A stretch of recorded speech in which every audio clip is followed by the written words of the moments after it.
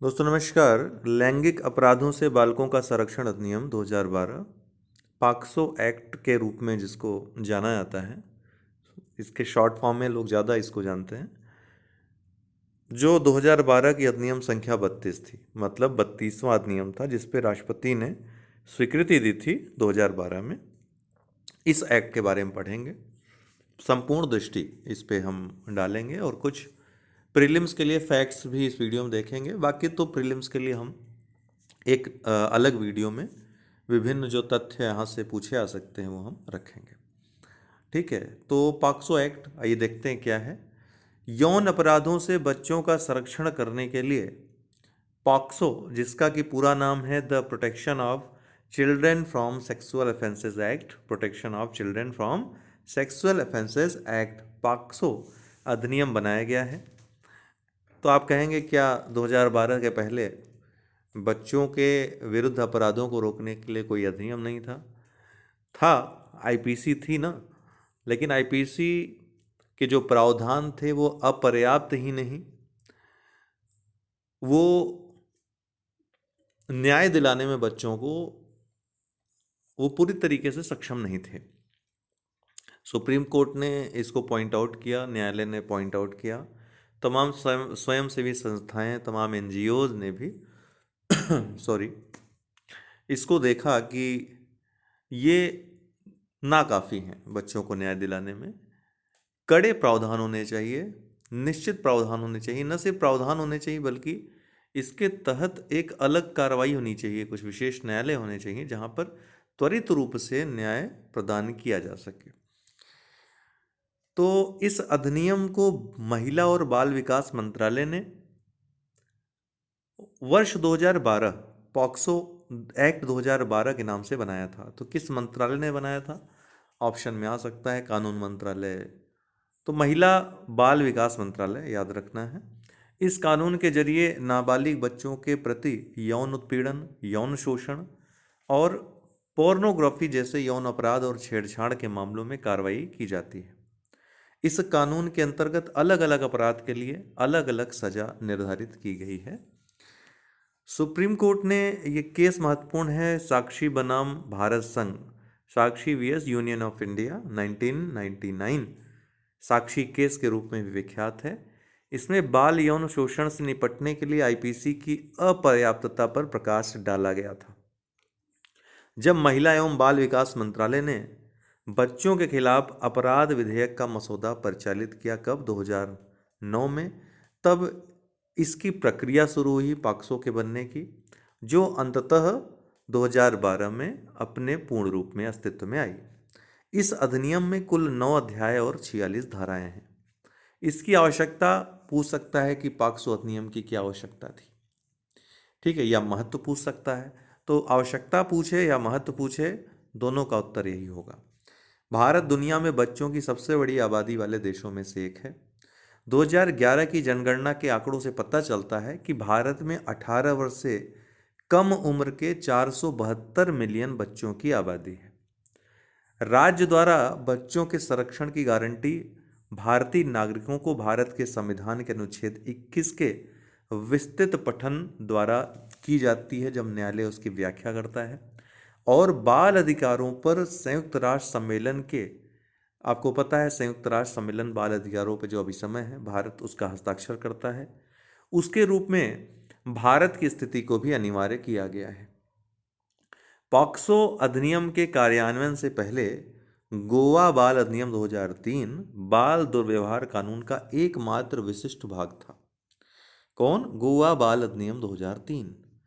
भारतीय दंड संहिता की निम्नलिखित धाराओं के तहत बाल यौन शोषण का मुकदमा चलाया जाता था या चलाया गया। किसमें? आईपीसी 375 में बलात्कार हो बालकों के प्रति, आईपीसी 354 में महिला की लज्जा भंग करना हो, आईपीसी 377 में अप्राकृतिक अपराध हो।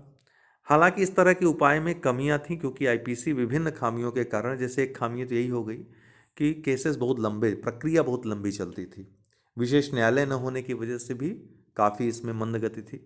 इसके अलावा ये प्रावधान जो थे वो लैंगिक तटस्थ नहीं थे, अर्थात बालकों में चाहे वो महिला हो या फिर पुरुष हो, लिंग जो भी हो, उनके खिलाफ अपराध जघन्य होते हैं ये, तो इनको लैंगिक तटस्थ कानून की आवश्यकता थी, इसलिए भी पॉक्सो आवश्यक था। तो इसी कारण बच्चे की रक्षा आईपीसी नहीं कर सकी। आईपीसी 375 की अगर बात करें तो पुरुष पीड़ितों या किसी को भी पारंपरिक लिंग योनि संभोग के अलावा प्रवेश के यौन कृत्यों से नहीं बचाता है, लैंगिक तटस्थ नहीं, वही जो मैंने आपको बताया। आईपीसी 354 में विनम्रता की वैधानिक परिभाषा का अभाव है। यह एक कमजोर जुर्माना है और एक समझौता योग्य अपराध है। इसके अलावा यह शमनी है, मतलब इसके अलावा यह एक लड़के के शील की रक्षा नहीं करता है, बल्कि महिलाओं की शील की रक्षा करता है, अर्थात जो लड़की है। आईपीसी 377 में अप्राकृतिक अपराध शब्द परिभाषित नहीं है। यह केवल उन पीड़ितों पर लागू होता है जो उनके हमलावर के यौन कृत्य से प्रभावित होते हैं, और बच्चों के यौन शोषण को आपराधिक बनाने के लिए इसको नहीं बनाया गया था। इसलिए एक विशिष्ट बाल संरक्षण अधिनियम को ध्यान में रखते हुए एक विधायी सुधार की आवश्यकता थी। पॉक्सो एक्ट के अंतर्गत मीडिया के लिए विशेष दिशा निर्देश किए गए हैं। क्या क्या प्रावधान है ये पूछा सकता है, सामान्य अध्ययन की दृष्टि से, मुख्य परीक्षा की दृष्टि से बहुत महत्वपूर्ण है, क्योंकि सामान्य ज्ञान के सिलेबस में ऐड है, इसलिए ये प्रश्न अति महत्वपूर्ण हो जाता है। तो धारा 20 की बात करें, अभी हम एक संक्षिप्त दृष्टि डालेंगे कि धाराओं, विभिन्न धाराएं जो 9 अध्याय हैं उनमें जो 46 धाराएं हैं उनमें क्या क्या है। धारा 20 के अनुसार मीडिया किसी बालक के लैंगिक शोषण संबंधी किसी भी प्रकार की सामग्री जो उसके पास उपलब्ध हो वह स्थानीय पुलिस को उपलब्ध कराएगा। ऐसा न करने पर यह कृत्य अपराध की श्रेणी में माना जाएगा। दूसरा, कोई व्यक्ति किसी भी प्रकार के मीडिया या स्टूडियो या फोटोग्राफी सुविधाओं से पूर्ण और अधिप्रमाणित सूचना के बिना किसी बालक के संबंध में कोई रिपोर्ट या उस पर कोई टिप्पणी नहीं करेगा जिससे उसकी प्रतिष्ठा हनन या उसकी गोपनीयता का उल्लंघन होता हो।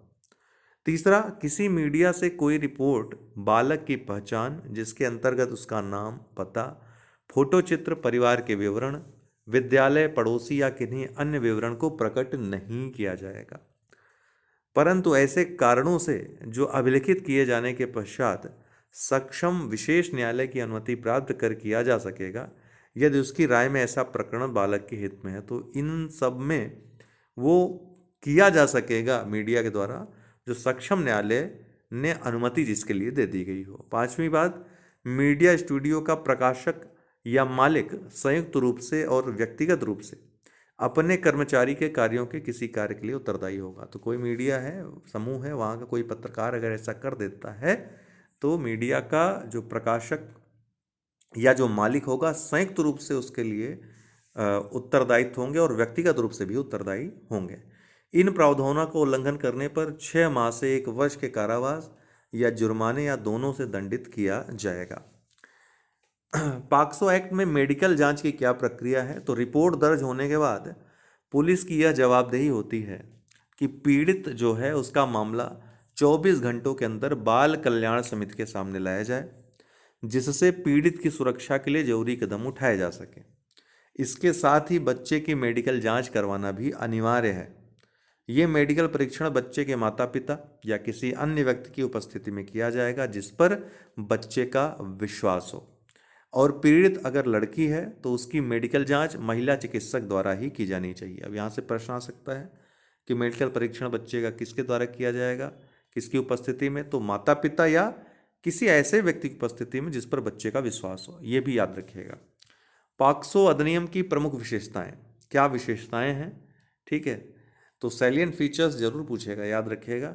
इस अधिनियम में बच्चों को 18 वर्ष से कम आयु के व्यक्तियों के रूप में परिभाषित किया गया है।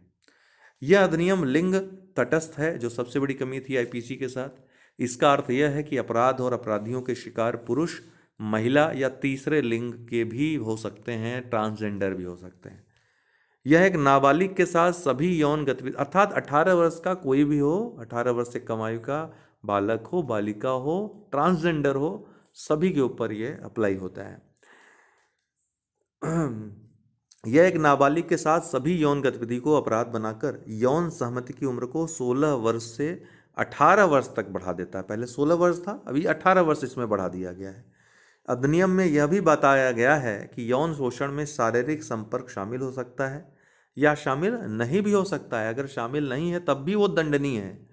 अधिनियम बच्चे के बयान को दर्ज करते समय और विशेष अदालत द्वारा बच्चे के बयान के दौरान जांच एजेंसी द्वारा विशेष प्रक्रियाओं का पालन कराता है। सभी के लिए अधिनियम के तहत यौन अपराध के बारे में पुलिस को रिपोर्ट करना अनिवार्य है और कानून में गैर रिपोर्टिंग के लिए दंड का प्रावधान शामिल किया है, जैसा आपने मीडिया के संदर्भ में देखा। इस अधिनियम में यह सुनिश्चित करने के प्रावधान है कि एक बच्चे की पहचान जिसके खिलाफ यौन अपराध किया जाता है, मीडिया द्वारा उसका खुलासा नहीं किया जाएगा। बच्चों को पूर्व परीक्षण चरण और परीक्षण चरण के दौरान, अर्थात परीक्षण जब हो रहा है या परीक्षण के पूर्व, अनुवादकों, दुभाषियों, विशेष शिक्षकों, विशेषज्ञों, समर्थन व्यक्तियों और गैर सरकारी संगठनों के रूप में अन्य विशेष सहायता प्रदान की जानी है। बच्चे अपनी पसंद या मुफ्त कानूनी सलाह के वकील द्वारा कानूनी प्रतिनिधित्व के हकदार हैं, इसका प्रावधान है। इस अधिनियम में पुनर्वास उपाय भी शामिल हैं, जैसे कि बच्चे के लिए मुआवजे और बाल कल्याण समिति की भागीदारी, ये सभी शामिल हैं। अब आइए इस अधिनियम को थोड़ा सा देख लेते हैं संक्षिप्त रूप में, और नेक्स्ट वीडियो में हम प्रीलिम्स के सारे फैक्ट्स देखेंगे। तो 9 अध्याय हैं। अध्याय 1 में प्रारंभिक है, जिसमें 2 धाराएं हैं, संक्षिप्त नाम, विस्तार और प्रारंभ। धारा 2 में परिभाषाएं। अध्याय 2 में बालकों के विरुद्ध लैंगिक अपराध हैं, जो 5 उपखंडों में विभाजित है। तो पूछेगा बालकों के विरुद्ध लैंगिक अपराध का प्रावधान किसमें है, तो अध्याय 2 में किया गया है। और दंड का प्रावधान अध्याय 2 में जो भी पूछे। क जो उपखंड है उसमें प्रवेशन लैंगिक हमला, उसके लिए दंड का प्रावधान है, जिसमें धारा 3 में प्रवेशन लैंगिक हमला और धारा 4 में प्रवेशन लैंगिक हमले के लिए दंड। उपखंड ख में गुरुतर प्रवेशन लैंगिक हमला क्या और उसके लिए दंड। तो धारा 5 में गुरुतर प्रवेशन लैंगिक हमला और धारा 6 में गुरुतर प्रवेशन लैंगिक हमले के लिए दंड का प्रावधान है। उपखंड ग में लैंगिक हमला और उसके लिए दंड है, जिसमें धारा 7 और 8 सम्मिलित हैं। धारा 7 में लैंगिक हमला और धारा 8 में लैंगिक हमले के लिए दंड का प्रावधान है। उपखंड घ में गुरुतर लैंगिक हमला और उसके लिए दंड, जिसमें धारा 9 धारा 10 आते हैं। धारा 9 में गुरुतर लैंगिक हमला, धारा 10 में गुरुतर लैंगिक हमले के लिए दंड का प्रावधान है। अंग में लैंगिक उत्पीड़न और उसके लिए दंड, जिसमें धारा 11 में लैंगिक उत्पीड़न और धारा 12 में लैंगिक उत्पीड़न के लिए दंड का प्रावधान है। अध्याय 3 में अश्लील प्रयोजनों के लिए बालक का उपयोग और उसके लिए दंड का प्रावधान है। धारा 13 से 15 तक इसके अंतर्गत आते हैं। धारा 13 में अश्लील प्रयोजनों के लिए बालक का उपयोग, धारा 14 में अश्लील प्रयोजनों के लिए बालक के उपयोग किए जाने पर दंड का प्रावधान। वहीं धारा 15 में बालक को सम्मिलित करने वाली अश्लील सामग्री के भंडार कर, जैसे सीडी या डीवीडी या फिर एमएमएस हो गया, इस तरह के भंडार ग्रहण रखने पर भी दंड का प्रावधान है। अध्याय 4 में किसी अपराध का दुष्प्रेरण और उसको करने के लिए प्रयत्न के लिए प्रावधान है।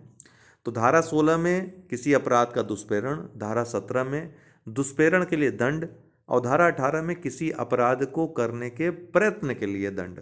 किसी अपराध मतलब इस अधिनियम के अंतर्गत जो अपराध है। अध्याय 5 में मामलों की रिपोर्ट करने के लिए प्रक्रिया प्रावधान है। धारा 19 में अपराधों की रिपोर्ट करने का प्रावधान है। धारा 20 में मामलों को रिपोर्ट करने के लिए मीडिया, स्टूडियो और फोटो चित्रण सुविधाओं की बाध्यता। धारा 21 में मामलों की रिपोर्ट करने या अभिलिखित करने में विफल रहने के लिए दंड। धारा 22 में मिथ्या परिवाद या मिथ्या सूचना के लिए दंड का प्रावधान। वहीं धारा 23 में मीडिया के लिए प्रक्रिया बताई गई है। अध्याय 6 में बालक के कथनों को अभिलिखित करने के लिए प्रक्रिया भी पूछे कि मीडिया के लिए प्रक्रिया किस धारा में बताई गई है, तो धारा 23 में मीडिया के लिए प्रक्रिया का प्रावधान है। वहीं मामलों को रिपोर्ट करने के लिए मीडिया, स्टूडियो और फोटो चित्रण सुविधाओं की बाध्यता का प्रावधान धारा 20 में है और अपराधों की रिपोर्ट करने का प्रावधान धारा 19 में है। अध्याय 6 में बालक के कथनों को अभिलिखित करने के लिए प्रक्रिया का प्रावधान है, बहुत महत्वपूर्ण है ये। धारा 24 में बालक के हम इस प्रक्रिया को जो मुख्य इसके प्रावधान हैं जो परीक्षा में आएंगे उस पर हम चर्चा करेंगे अलग वीडियो में। बालक के कथन को अभिलिखित किया जाना धारा 24 में है। धारा 25 में मजिस्ट्रेट द्वारा बालक के कथन का अभिलेखन है। धारा 26 में अभिलिखित किए जाने वाले कथन के संबंध में अतिरिक्त उपबंध का प्रावधान है। वहीं धारा 27 में बालक की चिकित्सकीय परीक्षा का प्रावधान है। अध्याय 7 में विशेष न्यायालय का, विशेष न्यायालय किस में है? अध्याय 7 में है, जिसमें धारा 28 में विशेष न्यायालयों को अभिहित किया जाना, धारा 29 में कतिपय अपराधों के बारे में उपधारणा, धारा 30 में आपराधिक मानसिक दशा की उपधारणा, धारा 31 में विशेष न्यायालय के समक्ष कार्रवाइयों को दंड प्रक्रिया संहिता 1973 का लागू होना, धारा 32 में विशेष लोक अभियोजक का प्रावधान है। तो विशेष लोक अभियोजक किसमें है? अध्याय 7 के धारा 32 में। अध्याय 8 में विशेष न्यायालयों की प्रक्रिया और शक्तियां तथा साक्ष्य का अभिलेखन का प्रावधान। तो धारा 33 में क्या है? विशेष न्यायालयों की प्रक्रिया और शक्तियां। धारा 34 में बालक द्वारा अपराध किए जाने और विशेष न्यायालय द्वारा आयु का अवधारण करने के मामले में प्रक्रिया। धारा 35 में बालक के साक्ष्य को अभिलिखित और मामले का निपटारा करने के लिए अवधि का प्रावधान। धारा 36 में साक्ष्य देते समय बालक का अभियुक्त को न दिखाए जाने का प्रावधान है। धारा 37 में विचारण का बंद कमरे में संचालन। धारा 38 में बालक का साक्ष्य अभिलिखित करते समय किसी दुभाषीय या विशेषज्ञ की सहायता लेना।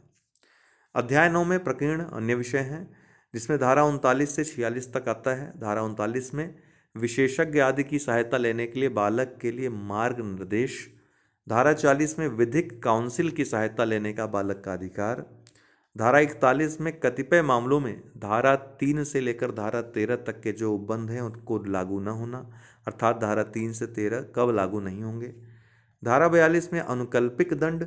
धारा 42 क में अधिनियम का किसी अन्य विधि के अल्पीकरण। धारा 43 में अधिनियम के बारे में लोक जागरूकता। धारा 44 अधिनियम के क्रियान्वयन की मॉनिटरिंग। धारा 45 में नियम बनाने की शक्ति और धारा 46 में कठिनाइयों को दूर करने की शक्ति का प्रावधान है। कुछ महत्वपूर्ण फैक्ट्स हैं, देख लेते हैं प्रीलिम्स की दृष्टि से। कब पारित किया गया इसको? 19 जनवरी 2012 को। अधिनियम संख्या क्या है? 2012 की 32वीं। विस्तार कहाँ है? संपूर्ण भारत में है। लागू कब हुआ? 14 नवंबर 2012 को, बाल दिवस के अवसर पर। बालकों के विरुद्ध लैंगिक अपराध का प्रावधान किस अध्याय में है? तो अध्याय 2 में, अभी आपने देखा। गुरुतर लैंगिक हमला की परिभाषा, देखिए परिभाषाएं धारा 2 में है, तो धारा 2 के क में गुरुतर लैंगिक हमला की परिभाषा दी गई है। बालक संबंधी अश्लील साहित्य की परिभाषा धारा 2 के घ क में है, जिसे 2019 के संशोधन के द्वारा जोड़ा गया, याद रखिएगा। लैंगिक हमला की परिभाषा किस में है? धारा 2 के झ में। विशेष लोक अभियोजक परिभाषित किस में है? धारा 2 के ड में। धारा 2 के घ में बालक कौन है? तो बालक से क्या अभिप्रेत है? 18 वर्ष से कम आयु का व्यक्ति।